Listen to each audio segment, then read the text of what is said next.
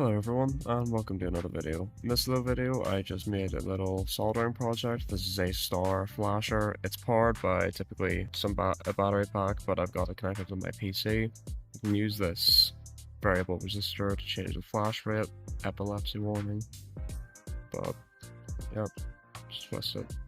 And yeah, this is a pretty fun project. All I needed was obviously a soldering kit and a pair of snippers. And here is the schematic for it, and this kit was provided by Geek Fun. So yeah, it's pretty fun, and thank you for watching.